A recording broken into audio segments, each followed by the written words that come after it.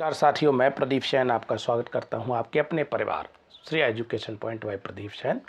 कैसे हैं आप सभी लोग। और हम लोग पढ़ने वाले हैं आधुनिक भारत का इतिहास का पार्ट 2, जिसमें हम लोग डचों का भारत आगमन के विषय में पढ़ेंगे। उनके विषय में क्या क्या जो महत्वपूर्ण तथ्य रहे वो हम लोग जानने वाले हैं।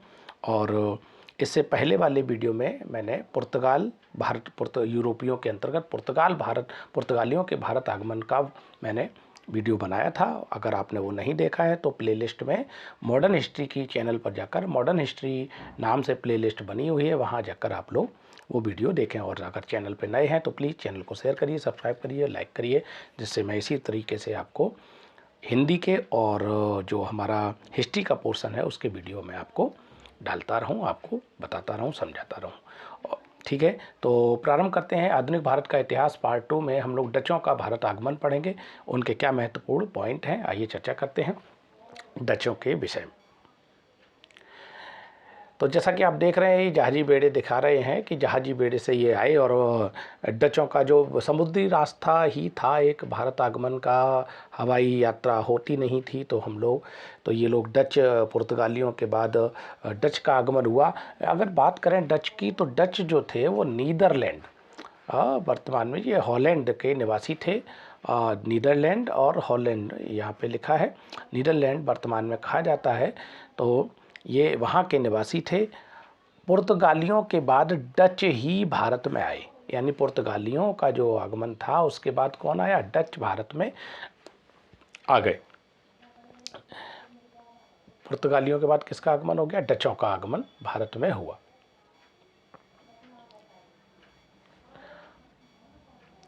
इसके बाद भारत में आने वाले प्रथम डच, अगर बात करें तो यहाँ से प्रश्न बनता है कि पुर्तगालियों के बाद कौन आया, तो नीदरलैंड से हॉल निवासी थे ये डच, और वहाँ से ये पुर्तगालियों के बाद इनका आगमन हुआ।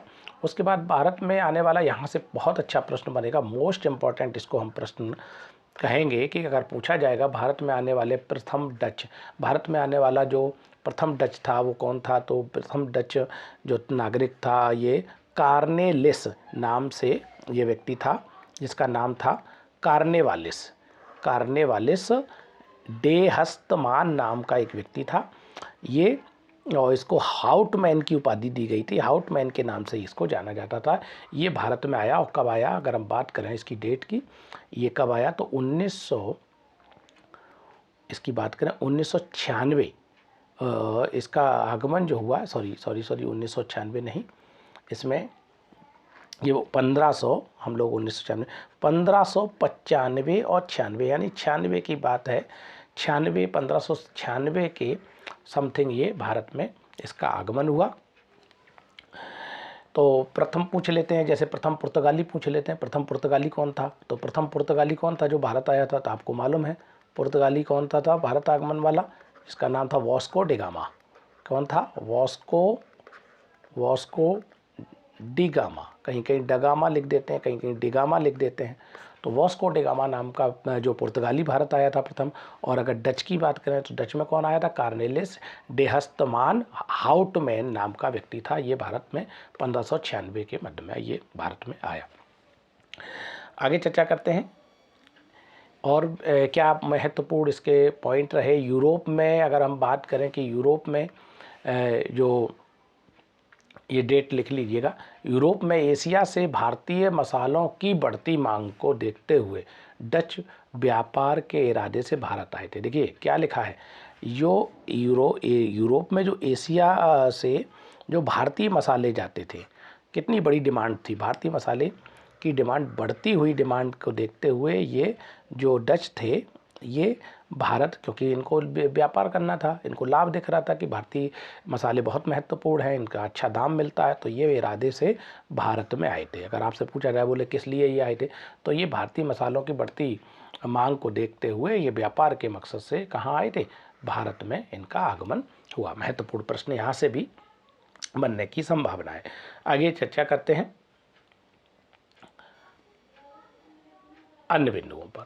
तो देखो लिखा है 1605 की, अगर हम बात करें कि 1605 में प्रश्न बन सकता है कि 1605 में मसूलीपट्टनम, कहीं कहीं मसूलीपट्टनम लिखा हुआ है, मसूलीपट्टनम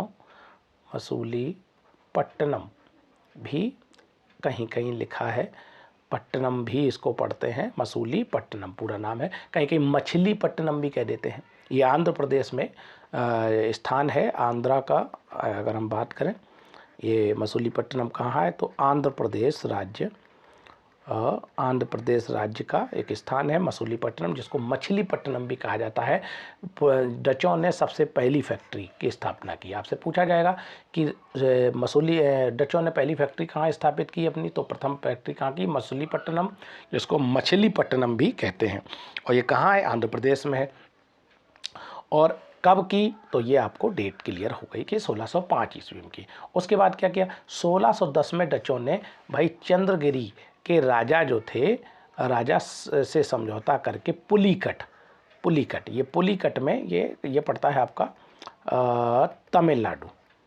तमिलनाडु का क्षेत्र है, तमिलनाडु के अंतर्गत पुलिकट क्षेत्र में एक अन्य फैक्ट्री की स्थापना की। तो यानी पहला जो इन्होंने 1605 में की, तो फिर उसके बाद 1610 में इन्होंने चंद्रगिरी राजा के समझौता कर लिया, और वहाँ पर पुलिकट स्थान था तमिलनाडु के अंतर्गत, वहाँ पर उन्होंने फैक्ट्री की स्थापना की और अपना मुख्यालय बना लिया। यहीं पर इन्होंने मुख्यालय बना दिया, और यहीं पर इसी स्थान पर, यानी कहाँ पर, पुलिकट पर ही इन्होंने स्वर्ण सिक्के पैगोड़ा ढाला, यानी स्वर्ण पैगोड़ा नाम से जो स्वर्ण के सिक्के थे, सोने के सिक्के थे, वो ढाले, यानी टकसाल। कहने का मतलब यहाँ पे इन्होंने टकसाल, जहाँ पे सिक्के डाले जाते हैं, वो टकसाल स्थापित की। तो इसको नोट कर लीजिए, जो मैं लिखा रहा हूँ उसको ज़रूर नोट करिए। और इसके बाद क्या, इसमें जो और अन्य डचों ने क्या किया भाई, डचों ने सिक्के ढालना भी शुरू किया। भाई यहाँ पे देखो स्वर्ण सिक्के शुरू कर दिए ढालना शुरू किए। और उसके बाद धीरे धीरे डच ने क्या किया, पांडिचेरी जो क्षेत्र था, भारत का कोचीन क्षेत्र था, नागापट्टनम क्षेत्र था, मसूलीपट्टनम अभी मैं आपको क्लियर करा ही चुका हूँ, मसूलीपट्टनम देखिए यहाँ लिखा हुआ है, में टकसाल, जहाँ पर टकसाल का मतलब जहाँ पर सिक्के बनाए जाते हैं, सिक्के ढाले जाते हैं, और उन फैक्ट्रियों की भी इन्होंने क्या किया, स्थापना की। तो प्रश्न पूछे जा सकते हैं कि डचों ने कहाँ कहाँ पर, निम्न में से कहाँ पर सिक्के ढालने की वो टकसाल स्थापित की, तो पांडिचेरी, कोचीन, ऐसे करके प्रश्न आपका आने की संभावना है इसमें से। आइए अगला देखते हैं क्या और महत्वपूर्ण बिंदुओं में क्या है जो इम्पोर्टेंट पॉइंट हैं। वैसे तो बहुत बड़ा है हिस्ट्री, लेकिन जो महत्वपूर्ण एग्जाम की दृष्टि से हैं उसको ही हम लोगों को करना है क्लियर, और आप नोट्स बनाते रहिए साथ साथ। डच की अगर हम बात करें, डच ईस्ट इंडिया कंपनी, भाई ईस्ट इंडिया कंपनी के नाम से डच हुए, तो यहाँ पे डच ईस्ट इंडिया जो कंपनी की बात हुई कि डच ईस्ट इंडिया कंपनी, जिसको वीओसी के नाम से भी इन्होंने डच भाषा में ही लिखा था, वीओसी के नाम से ही वो जानी जाती थी, उसको 1602 में स्थापित हुई। पहली स्टॉक कंपनी थी ये कंपनी थी डच ईस्ट इंडिया कंपनी, जो कब स्थापित हुई, 1602 में। ये डेट आपसे पूछी जा सकती है।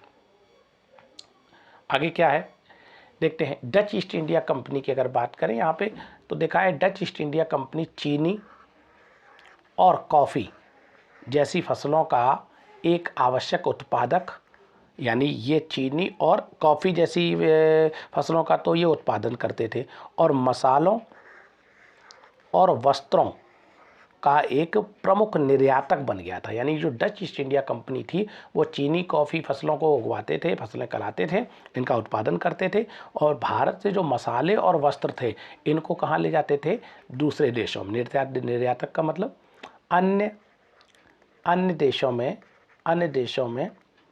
देशों में क्या करते थे, अन्य देशों में ये भेजते थे, व्यापार करते थे। भारत से जो मसाले जाते थे, वस्त्र जाते थे, इनका निर्यात करते थे, इनको अच्छा दाम मिलता था, आर्थिक लाभ होता था, और ये जो दो फसलें थी ये इनको ये क्या करते थे, प्रमुख रूप से यहाँ पर उत्पादन करते थे फसलों की। तो प्रश्न बन सकते हैं यहाँ से, ठीक है। आगे देखते हैं क्या है। भारत से अगर बात करें भारत की, तो भारत से भारतीय वस्त्र के, देखिए क्या बात हुई, भारत से भारतीय वस्त्र के निर्यात का श्रेय पूछा जा सकता है कि निर्यात का श्रेय किसे जाता है। यानी भारत से जो भारतीय वस्त्र थे जो बाहर जाते थे, विदेशों में जाते थे, उसका श्रेय कौन जाता था, कौन भेजता था, तो डच भेजते थे। जो डच आए थे वही भेजते थे। डचों का इसमें व्यापार में बहुत इंटरेस्ट था, यहाँ से कब उनको ज़्यादा लाभ होता था, इसलिए वो भेजते थे। तो श्रेय किसको जाता है? डचों को जाता है, भारत से जो वस्त्र थे उनको। आगे देखेंगे, ये देखिए जहाजी बेड़े हैं, ये इसमें आप देख रहे हैं यहाँ पे, ये आपको दिख रहा है कि ये देखो, ये डच का ये जो फ्लैग है वहाँ का, ये देखिए इस तरीके से जहाज़ों पे फ्लैग लगे होते थे। Dutch east India company VOC जिसको कहते हैं 1600 स्थापित पहली संयुक्त स्टॉक कंपनी थी। ये अभी हमने महत्वपूर्ण पॉइंट पढ़ा ही है।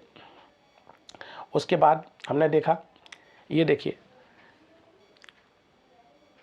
ये देखो इसमें लिखा हुआ है डच लोग जो थे, डच निवासी थे, वो क्या करते थे? ये क्या करते थे नीदरलैंड के निवासी? कपास, अफीम, रेशम, नील, चावल और काली मिर्च। क्या क्या? कपास, अफीम, रेशम, नील, चावल और काली मिर्च का व्यापार करते थे। क्या करते थे? कपास, अफीम, रेशम, नील, चावल और काली मिर्च का व्यापार ये बहुत ज़्यादा करते थे। आगे देखेंगे,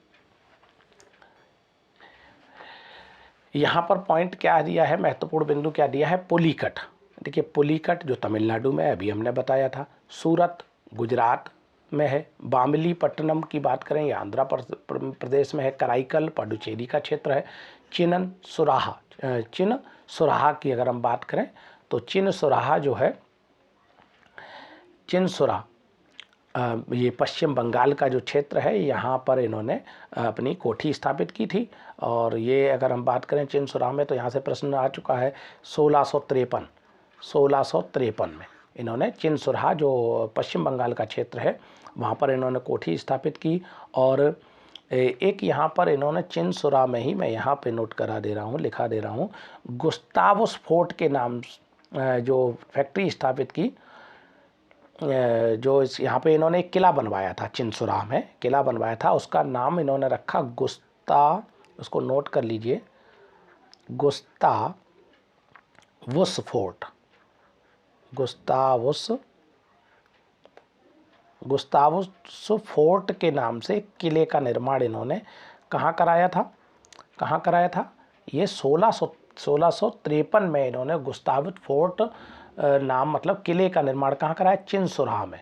पूछा जा सकता है, ये प्रश्न आ भी चुका है। पश्चिम बंगाल के क्षेत्र में इन्होंने एक किले का निर्माण कराया जिसका नाम था गुस्तावुस फोर्ट 1653 में। ठीक है। उसके बाद कासिम बाजार, बारानगर जो पश्चिम बंगाल का क्षेत्र है, कोच्चि जो केरल में है, इन्होंने वहाँ पर कारखाने स्थापित किए। तो ये महत्वपूर्ण पॉइंट है, इनको नोट करते चलिए साथ साथ।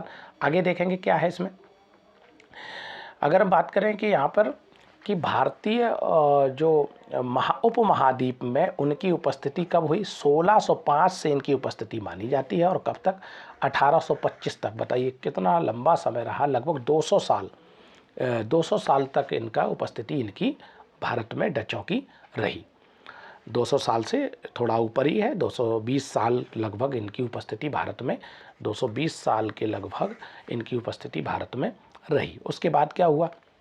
उसके बाद आगे देखते हैं क्या हुआ। इसमें चौथा एंग्लो डच युद्ध हुआ। एंग्लो डच युद्ध चौथा भी हुआ, उससे पहले भी हुआ है। तो जो महत्वपूर्ण एंग्लो युद्ध था उसको मैंने इसमें नोट करवा रहा हूँ, मैं उसको आप नोट करिए। यहाँ से प्रश्न की संभावना जो रहेगी वहीं से मैं आपको क्लियर कराऊंगा। तो चौथा एंग्लो युद्ध डच वाला युद्ध हुआ। एंग्लो यानी ब्रिटिश और डच के बीच में जो चौथा युद्ध हुआ, इसमें ब्रिटिश नौसेना जो ब्रिटिश की जो जल सेना थी, नौसेना थी, उन्होंने उनके जहाज़ों को क्या किया? डुबो दिया। ब्रिटिश सेना ताकतवर थी, उन्होंने क्या किया? एक रणनीति के तहत इनके जहाज़ों को क्या किया? डचों के पानी में इनको डुबो दिया। और फिर जब डुबो दिया तो फिर मजबूरी थी, जो इनका जो शक्ति थी वो छीड़ हो रही थी। फिर क्या किया इन्होंने? जब शक्ति छीड़ हो रही थी तो अंत में 1825 की अगर बात करें, जैसा कि ऊपर लिखा था, 1825 में अंत में इन्होंने क्या किया? एंग्लो डच संधि हुई। क्या हुई? इसमें लिखा है, देखिए आप। अंत में क्या हो? जब डुबो दिया अंग्रेज़ों ने इनके जहाजी बेड़ों को, तो एंग्लो डच संधि जो हुई उसमें भारत में डच प्रमुखता को समाप्त कर दिया गया। यानी जो संधि हुई इनकी अंग्रेज़ों के साथ, उसमें इन्होंने क्या किया? डचों की जो प्रमुखता थी, प्रमुख रूप से उनका जो यहाँ व्यापार कर रहे थे, उनको समाप्त कर दिया गया। ये संधि में ये नोट किया गया, ये संधि हुई। और उस सभी डच संपत्ति अंग्रेज़ों को हस्तांतरित कर दी गई। देखिए, अंग्रेजों ने एक रणनीति के तहत डचों को भी क्या कर दिया, बिल्कुल समाप्त कर दिया आके। इन्होंने क्या किया, उनके जहाज़ों को डुबो दिया। उसके बाद जब शक्ति क्षीण हो गई तो निश्चित रूप से फिर संधि हुई इनके बीच में। जब संधि हुई तो संधि में इन्होंने क्या किया, डचों की संपत्ति को क्या कर लिया, इन्होंने हस्तांतरित कर लिया, इन्होंने कैप्चर कर लिया। तो ये आपने डचों के विषय में जो महत्वपूर्ण पॉइंट थे वो आपने क्लियर कर लिए हैं। आशा करते हैं आपको ये समझ में आया होगा। और अगर आपको वीडियो अच्छा लगा हो तो प्लीज़ हमारे चैनल को और मजबूती से आप लोग शेयर करिए, लाइक करिए, सब्सक्राइब करिए, जिससे कि मैं और वीडियो इसी तरीके से आपको बहुत जो महत्वपूर्ण तथ्य पर आधारित वीडियो हैं, जिसमें डिटेल भी है और प्रमुख रूप से जो एग्जाम की दृष्टि से महत्वपूर्ण भी है, उसको मैं आपको भेजता रहूँगा। तब तक के लिए नमस्कार, जय हिंद, जय भारत।